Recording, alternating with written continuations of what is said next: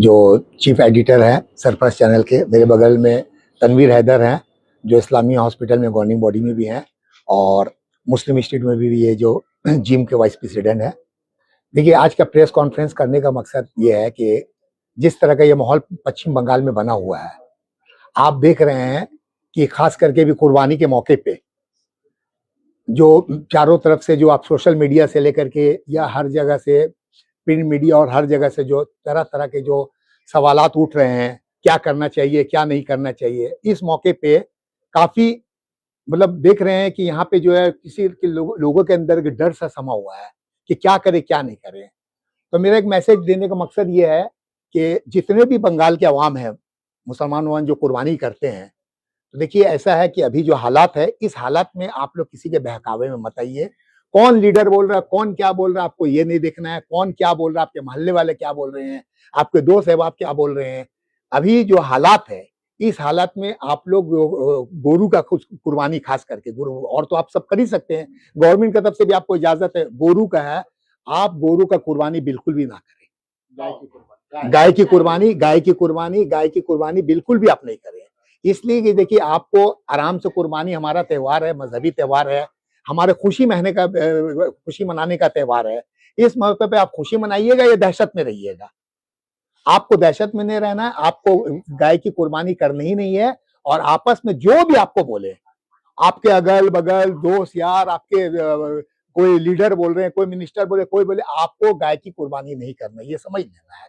ये मैं हमेशा एक मैसेज देता हूँ किसी भी मौके पे, चाहे वो इलेक्शन का होता है या कोई भी किसी भी मामलात होता है उसमें। तो आज भी मैं इसी मामला के लिए, आप तमाम लोग हमारे दोस्त यार हैं, जितने के मीडिया जुड़े हुए हैं, हमारे साथ महबूब भाई भी हैं और तनवीर भी है, तो इसीलिए हम लोग ने सोचा कि एक आपको मैसेज, आपका हम लोग के जरिए एक मैसेज दिया जाए कि आप लोग गाय की कुर्बानी ना करें और पुरसुकून तरीका से आप लोग बकरीद को मनाएं। अशरफ जो महीने दिन पहले कबल जो है गाय ला चुके हैं, वो क्या करेंगे?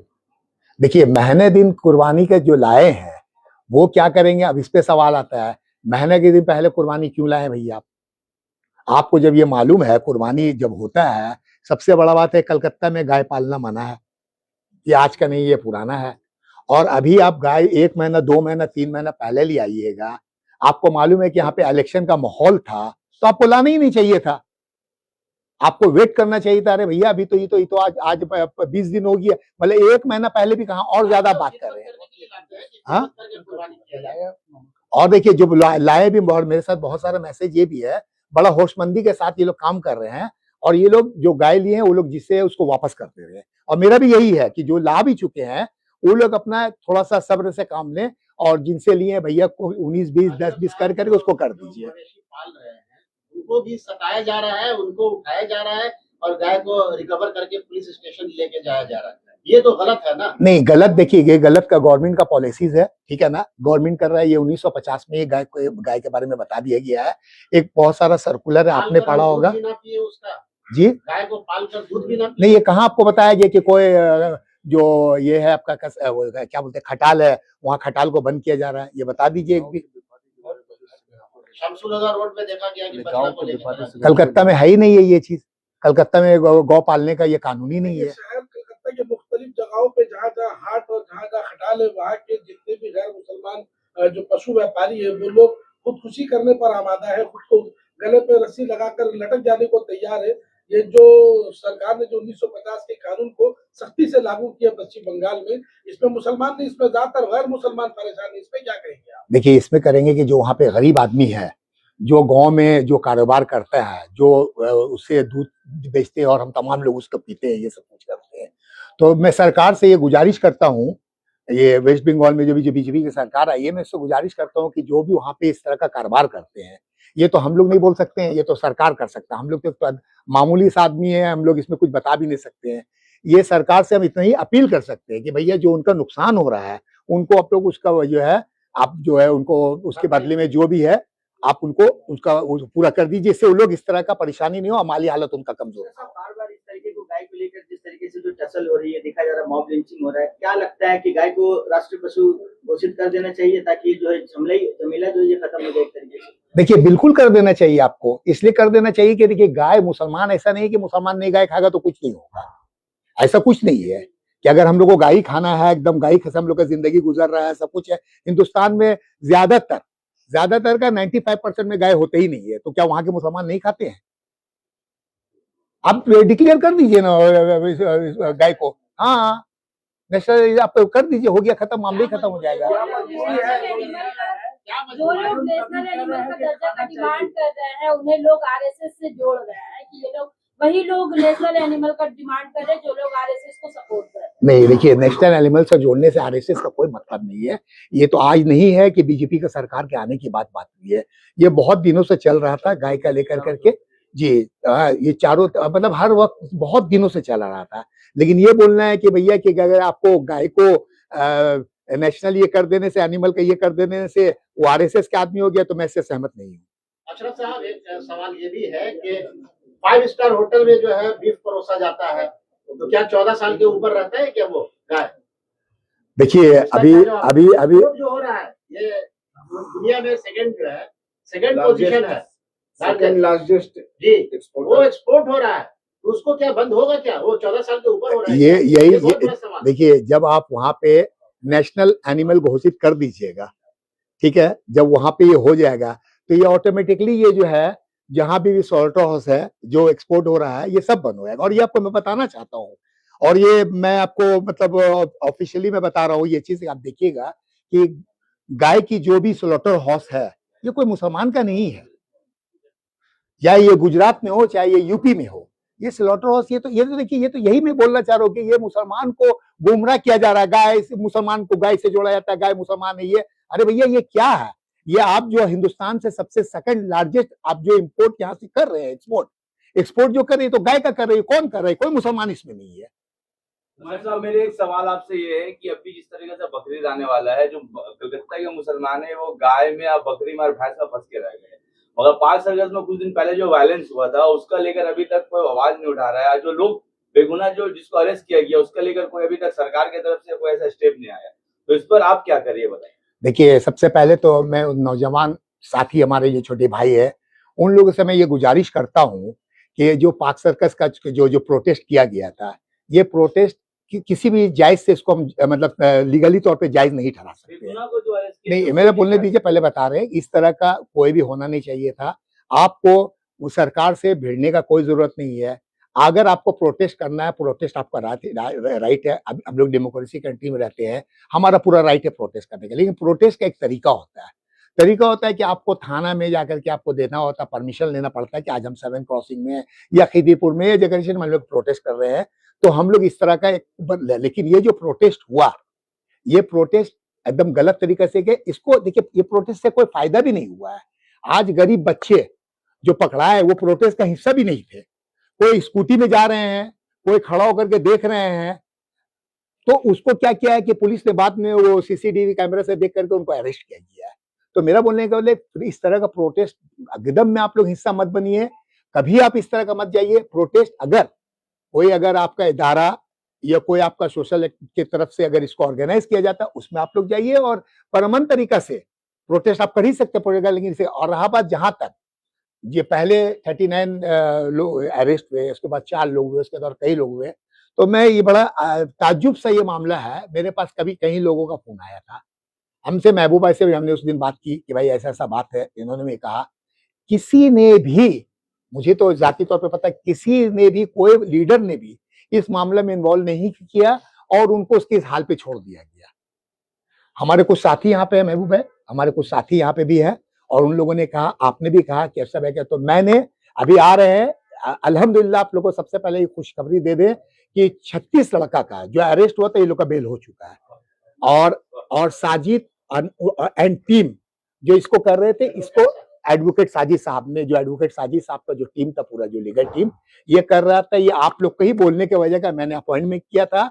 और जो भी हुआ है वो हमने उनको बोला कि जो भी खर्चा होता आप लोग देख लीजिए, उसको देख लिया जाएगा। अल्हम्दुलिल्लाह कि आज हम लोग के वजह कर और अल्लाह ताला ने जो हम लोग से काम लिया है इसका वजह कर सब बकरीद का मौका इतना, मतलब हम लोग का बेहतरीन त्योहार 2 ही हमारा इसमें होता है, मेन ईद और बकरीद। अगर मैं बताइए वो गरीब घर के बच्चे हैं जो रहते हैं, उनकी माँ लोग इतनी रो रही थी, आप देखते फोन में, मैं जब सुना तो हाथ पर कांपने लगा कि भाई ये गरीब का बच्चा है, 2000-4000 रुपया वो कमाने वाला नहीं है, लेकिन किसी ने उनका साथ नहीं दिया।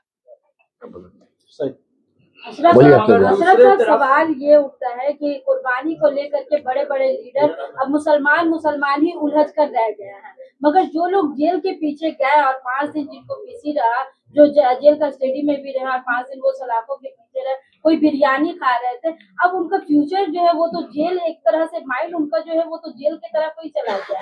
ऐसे नौजवान जो बिरयानी खा रहे थे होटल में बैठ करके, और ऐसे लोगों को पुलिस अरेस्ट की है।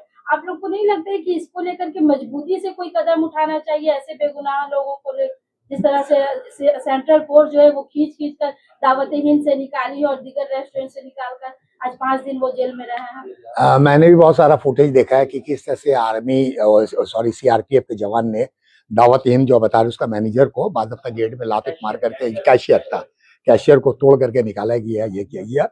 लेकिन आपको ये भी समझना होगा, आप जब प्रोटेस्ट कर रहे थे, तो उस वक्त जो सीआरपीएफ या पुलिस के आदमी जो थे ये लोग, इन लोगों ने उनको मना किया। लेकिन उसमें क्या है ना कि ये तो समझ ही में नहीं आ रही, ये जो प्रोटेस्ट हुआ है, ये प्रोटेस्ट तो हमको लगता है कि एक तरह से साजिश था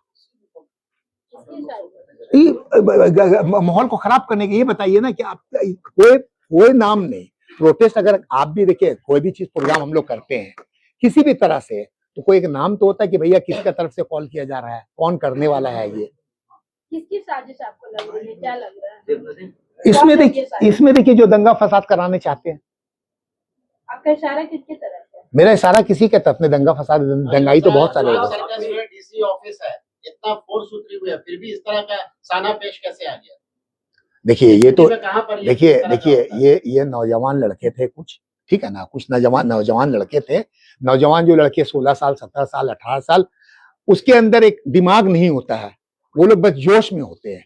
तो उन लोगों ने जोश में उतर करके गलती किया। मैं अभी फिर से बोलूंगा कि ये सही नहीं था, उन लोगों ने गलती किया है। जिस तरीके से पाक सर्कस एरिया को देखा गया है, ये प्रोटेस्ट के बाद में भी देखा जा रहा है कि 7 टर्न हो गया, या फिर सुरावर्दी की एवेन्यू के जो अंचल है वहां पर सीआरपीएफ बीएसएफ के लोग जवान हमेशा अभी देखा जा रहा है ये होने मौजूद है। जी। लोग इसके लिए परेशान हैं, लोग घर से निकल रहे, खौफ में निकल रहे। तो ऐसे में सरकार को और वहाँ के लोगों को आप क्या मैसेज देना चाहते हैं? देखिए वहाँ के पूरे जो पाक सर्कस इलाके में जो माहौल बना है, इसके बाद यही मैसेज मैं देना चाहता हूँ कि आप लोग परअमन तरीका से रहें, वहाँ पे शांति अमन बनाए रखें, अफवाह पे ध्यान बिल्कुल नहीं दें। सीआरपीएफ का, पुलिस का काम है, अभी आप लोग सब देख रहे हैं कि पूरा बंगाल, ये पाक सर्कस के लोग नहीं डर रहे, पूरे बंगाल के लोग डरे हुए हैं। आप देख रहे हैं कि अभी यहाँ पे जो पाक सर्कस जो रात 3 बजे तक जगमगाता रहता था, मैं पाक सर्कस नहीं बता रहा, भवानीपुर चले जाइए आप, उल्टा डांगा जाए कहीं जो जमा रहता है। लेकिन क्या है कि अभी सब 11 साढ़े 11 बजे सब जगह पूरा एकदम सन्नाटा हो जाता, समाप्त दुमाम को बंद करी जा रही है। तो ये कहीं ना कहीं माहौल बना हुआ है। अभी सरकार नहीं आई है, थोड़ा दिन वेट कीजिए, वॉच कीजिए, उसके बाद अगर उसके बाद होता है तो हम लोग एक टीम बना करके हम लोग जिस एरिया में होता है, हम लोग कमिश्नर से मिलेंगे, डीसी से मिलेंगे, मिल करके हम लोग अपील करेंगे कि भैया ये जो हो रहा है इस तरह का, जो वहां पे लोग बाहर से नहीं निकल रहे हैं, आप लोग थोड़ा इसको देखिए। हम लोग जाएंगे, हम लोग पुलिस कमिश्नर से मिलेंगे, हम लोग जो हमारे एरिया के जो डीसी हैं उनसे मिलेंगे, सबसे हम लोग मिलेंगे, मिल के बात करेंगे कि इस तरह से नहीं होना चाहिए। प्रोटेस्ट करने का मतलब अब जेल जाना हो रहा है, मगर वो जिस तरह कल एक्स मुख्यमंत्री ममता बनर्जी ने अपने तमाम काउंसलर को आदेश दिया है कि आप प्रोटेस्ट करें। अगर ऐसे प्रोटेस्ट में वो नौजवान शामिल होते हैं तो उसका क्या है?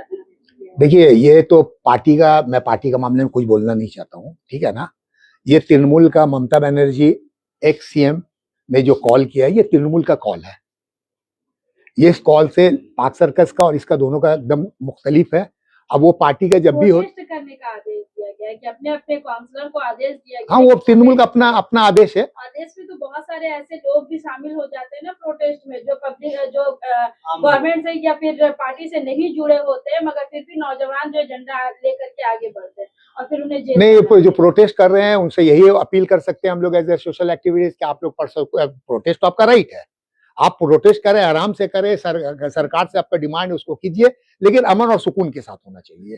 किसी तरह का कोई दंगा फसाद करने की कोशिश ना करें। एक बहुत बड़ा उलझन और मिस्ट्री बन के रही है कि ये जो पाक सर्कस में जो प्रोटेस्ट के लिए जो पोस्टर जो वायरल हुआ है, अभी तक सही मायनों में पता ही नहीं चल पाया कि ये पोस्टर बनाया किसने था और किसने सोशल मीडिया में इसको जो वायरल किया है, जिसकी वजह से ये पाक सरहद में जो प्रपोजल क्रिएट हुआ है, क्या ये सोची समझी साजिश थी या वाकई में कोई चाहता था कि मुसलमान एक कम्युनिटी को प्रॉपर तरीके से बदनाम किया जाए?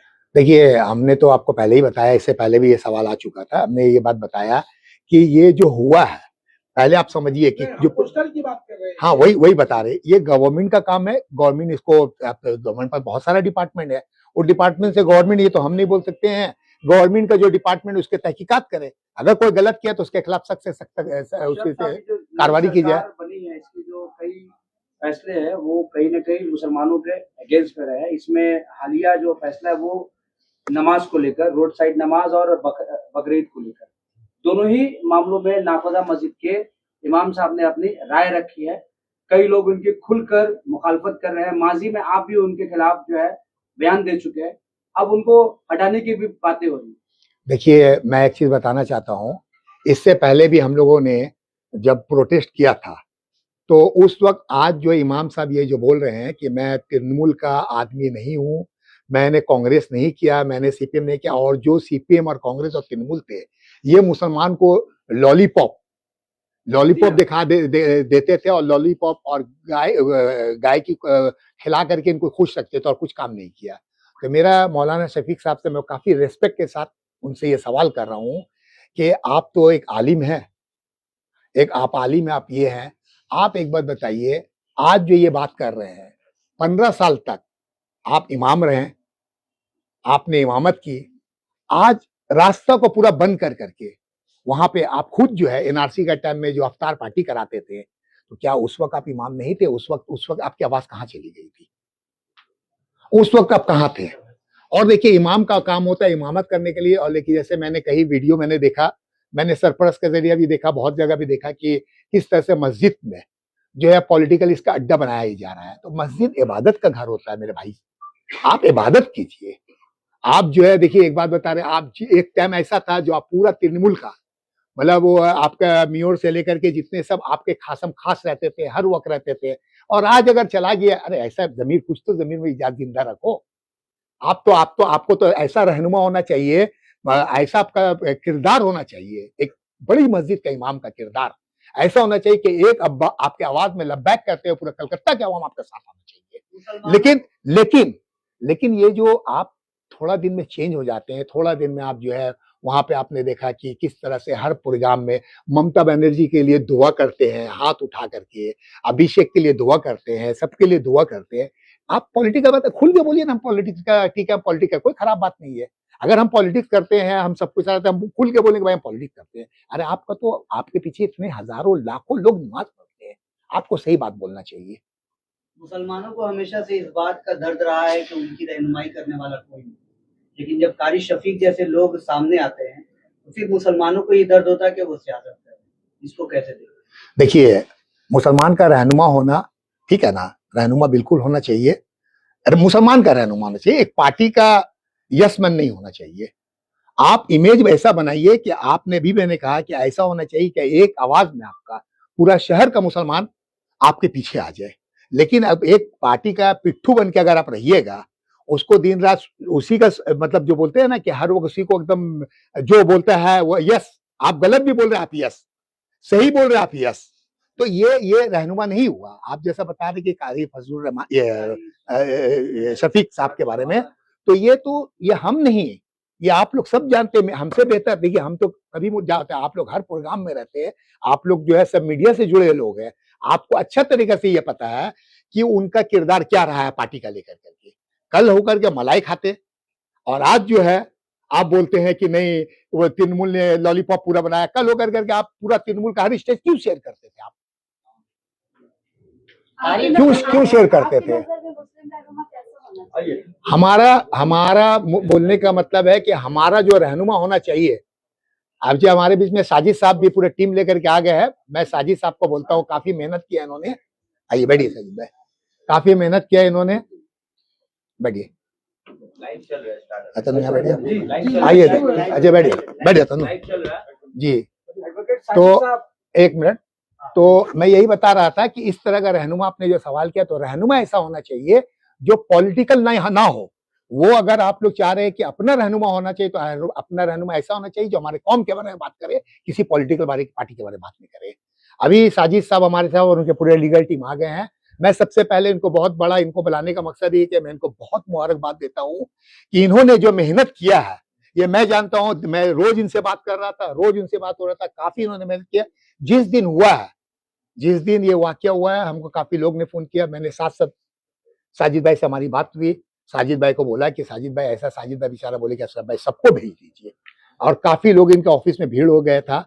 इनसे हमने कहा कि साजिद भाई आप अपना, और ये ऐसी भी कौम का काम में हर वक्त लगे रहते हैं, और इन्होंने काफी मेहनत किया, और जिस तरह से इन्होंने किया है, फिर से मैं इनका और इनका पूरी शुक्रगुजार हूँ। साजिद साहब क्या कहेंगे, आज क्या हुआ कोर्ट में? वो माइक थोड़ा वहां दे दीजिए। बोलिए, ठीक है, बोलिए, आवाज आ रही है। आवाज चलिए। आज कोर्ट में वो 38 एक्यूज को प्रोड्यूस किया गया था सबको पुलिस कस्टडी से। जी 38 को प्रोड्यूस किया गया था। एक तो जुवेनाइल था, उसको तो जुवेनाइल में भेज दिया गया था। बाकी 38 को प्रोड्यूस किया गया था, जिसको 17 तारीख को अरेस्ट किया गया था, 18 को कोर्ट पे प्रोड्यूस किया गया था। कोर्ट में प्रोड्यूस करने के बाद उन लोगों को पुलिस कस्टडी लिया गया था। आज पुलिस कस्टडी से उन लोगों को फर्दर प्रोड्यूस किया गया था, और प्रेयर जो था जुडिशियल कस्टडी का था। प्रेयर जो है जुडिशियल कस्टडी का था, और 2 जन का उसमें फरहान और एक जियाउद्दीन बोल के था, उस लोग दोनों को पुलिस कस्टडी प्रेयर किया गया था। फरहान के बारे में और जियाउद्दीन के बारे में बोला गया था कि ये लोग जो है मास्टरमाइंड है, यही लोग जो है प्रोवोक किया था, और ये लोग के कहने पर जो है लोग वहां पर जमा हुए थे, इकट्ठा हुए थे, और लोगों ने जो है स्टोन वगैरह जो है थ्रो किया, और वायलेंस वगैरह हुआ, जो हुआ इन लोग के कहने के वजह से हुआ था।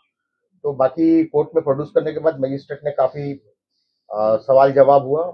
पीटी से भी बहुत ज्यादा सवाल जवाब पूछा गया, उन लोग से पूछा गया, हम लोग को जो अपना बोलना था हम लोगों ने बोला, और बोलने के बाद में जो है उसमें से 38 में से 2 जन को पुलिस कस्टडी दिया गया, और बाकी सबको interim bail with certain condition दिया गया to meet the IO once in a week.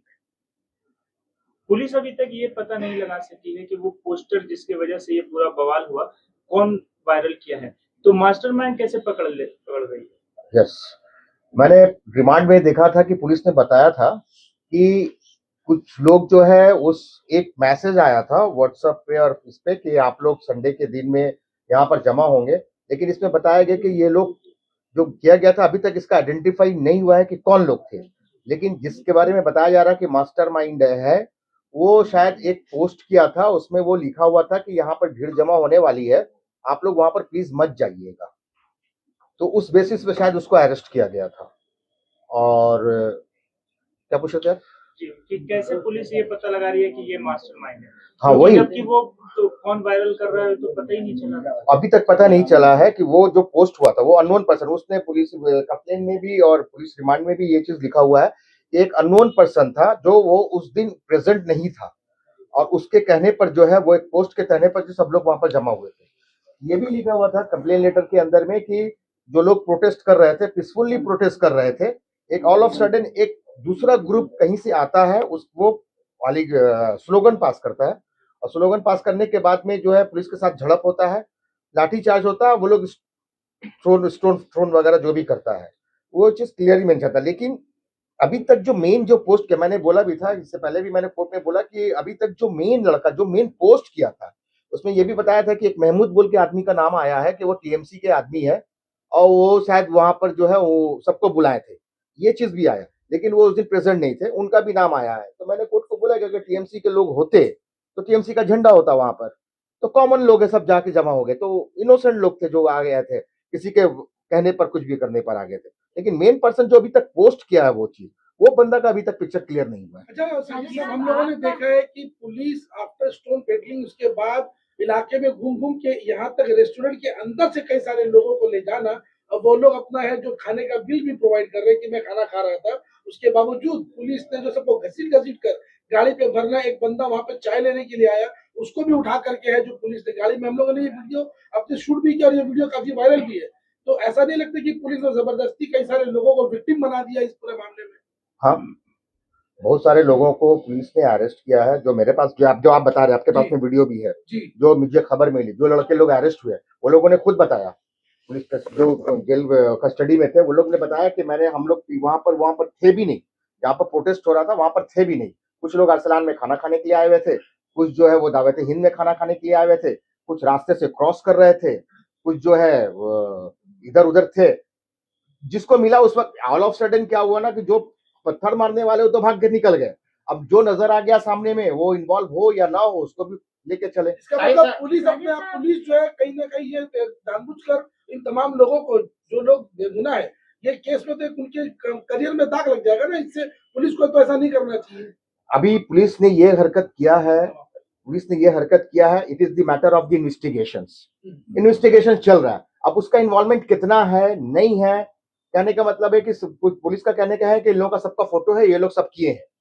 तो अगर वो फोटो अगर है तो पर्पस ऑफ द इन्वेस्टिगेशन, अगर वो लोग का इन्वॉल्वमेंट होगा, पुलिस चार्जशीट देगा, ट्रायल फेस करेगा, देखा जाएगा कि उसका इन्वॉल्वमेंट कितना है नहीं है।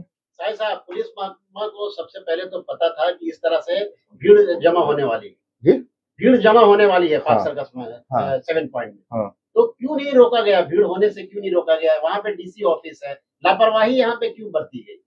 ये तो पुलिस से सवाल करेंगे आप, ये सवाल तो पुलिस से करेंगे आप कि पुलिस को जब पहले से इन्फॉर्मेशन था तो पुलिस ने वहां पर प्रिकॉशन के तौर पर क्या किया नहीं किया। ये सवाल मेरा नहीं है। साजिद साहब, आपका एक फरहान नाम का लड़का को, जो कि पंचन्नो का रहने वाला है, उस रोज यहाँ पे इंसिडेंट में था भी नहीं, मगर आज उसे बेल भी नहीं दिया गया, जिसकी मां रो रो कर बेहाल हो रही है। तो उसका क्या, उसमें सिर्फ सोशल मीडिया पर वो पोस्टर वायरल करने का केस सिर्फ है? क्या क्या केस उस पर लगाया गया है? फरहान का केस मैं ही मूव किया हूँ, ठीक है। फरहान को अरेस्ट किया गया था पंचन्नो से। फरहान के बारे में एलिगेशन ये है कि फरहान ने घटना से एक दिन पहले एक पोस्ट किया था, उस पोस्ट में लिखा हुआ था कि आप लोग वहां पर काइंडली मत जाइएगा, इस तरह के जो लोग जो अफवाह फैला रहे हैं उस जगह में आपको जाने की जरूरत नहीं है, आप वहां पर जाइएगा मत। आप जो है ये पोस्ट का उसका ये था जो उसमें क्लियरली मेंशन किया हुआ था इसके अंदर में कि इस प्रोटेस्ट में कोई भी नहीं जाएगा क्योंकि ये किसी ऑर्गेनाइजेशन के तहत नहीं भेजा गया है और ऐसे भी इंतजाम प्रोटेस्ट आपके लिए खतरनाक हो सकता है। तो ये प्रोटेस्ट जो है फैजान ने किया था, ये भेजा था व्हाट्सएप पे।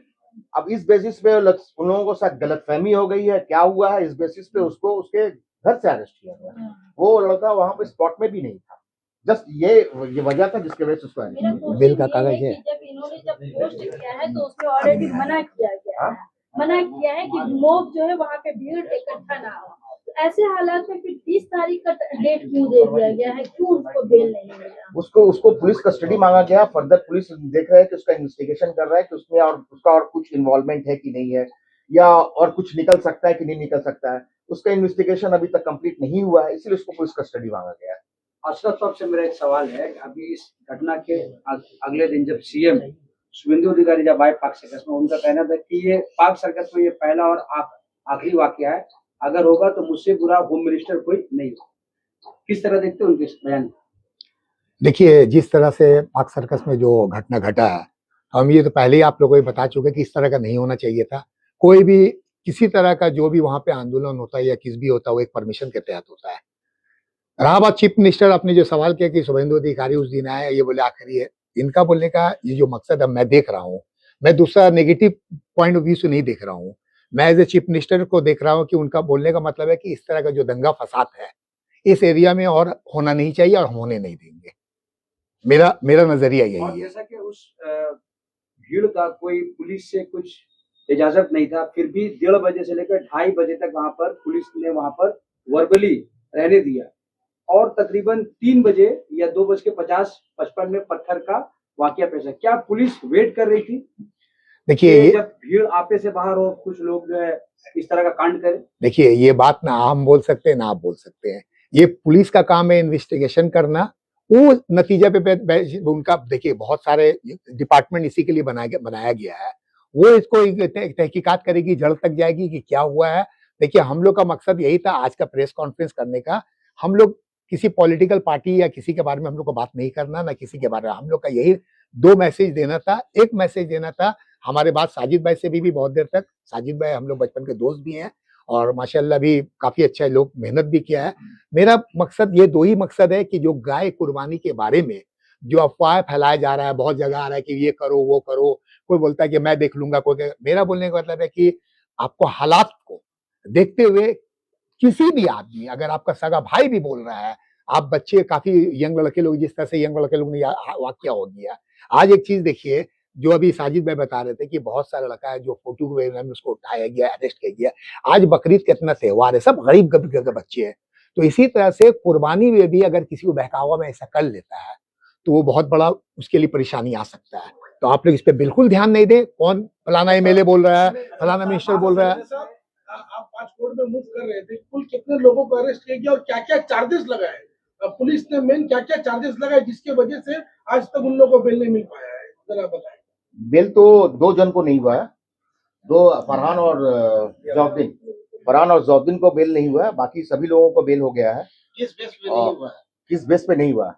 बेस ये था कि उन लोगों को फर्दर पुलिस कस्टडी उन लोगों को मांगा गया था for the purpose of the further investigations. और बाकी कितने लोग अभी और इसमें अरेस्ट है?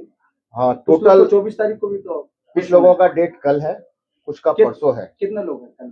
कल 6-7 जन है, 7 जन, कल 7 जन है और परसों दिन जो है 3 जन है, 3 जन है परसों दिन। कुल कितने लोगों को पुलिस ने अरेस्ट किया था इस मामले में? टोटल 53-54 हो गया ना, 52 है, 52 लोग अरेस्ट क्या हुए क्या अभी तक। सेक्शन लगाया गया इन लोगों के ऊपर? सेक्शन तो जो नया सेक्शन बीएनएस आया है उसके तहत 189 clause 2, 119 clause 2, 3, 121 clause 1 and 2, 115 of clause 1, 117 of clause 2, 61 clause 2, 324, 219 of BNS and 3 and 4 of PDPP Act and section 7A 18 clause 3 of West Bengal Maintenance and Public Orders Act।